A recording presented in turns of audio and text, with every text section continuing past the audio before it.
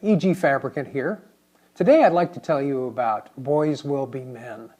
It's the second story in my short story collection, Matters Familiar. And it's basically about boys becoming men, the influences on their behavior, and how they turn out. It's a story about a young local reporter, 3 years divorced, with a 6-year-old son, who has been requested to be a witness to a death row inmate's execution by lethal injection.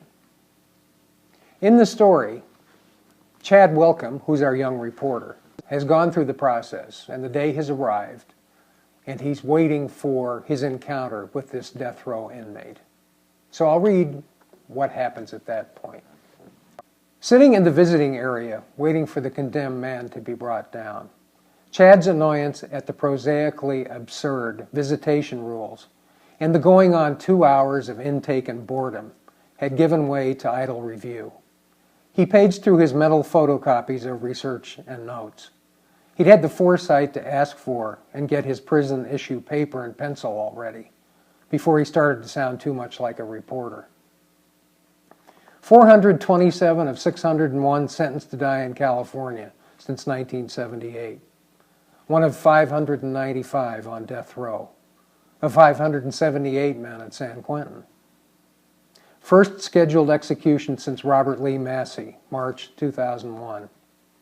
Convicted November 1988 for the murder and mutilation of a prostitute in North Highlands the Christmas before.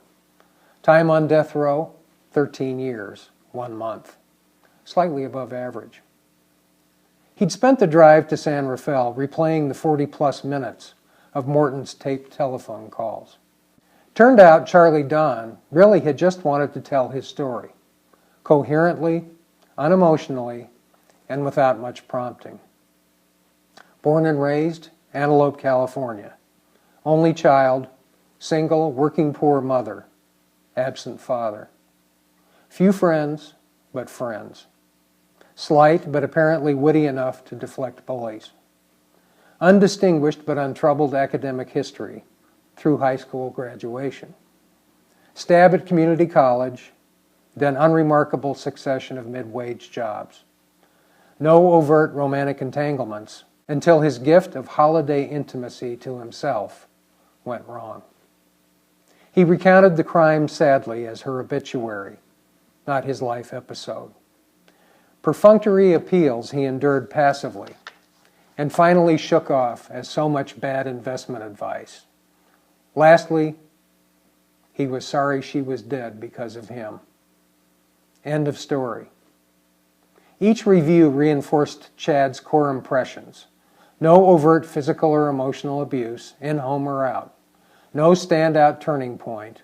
Too old for Judas Priest, the trenchcoat mafia, or any other fill-in-your-own crackpot theory. No white sheets, no swastikas. No addictions other than nicotine. Drug of choice was fermented. No up the system. No priors, no protestations of innocence. No Kafkaesque death row chronicles. Remorse. What the hell are we going to talk about? So, that's a little taste of Boys Will Be Men. Please try it. I hope you enjoy it through the collection or individually. And I'd love to hear what you think. We'll talk again soon. Hi, E.G. again. Matters Familiar is available in trade paperback from Amazon.com online and from your favorite book dealer and for your preferred ebook reader everywhere. Individual stories are also available for purchase, and some are free. Sample and purchase pages and links can be found at my website,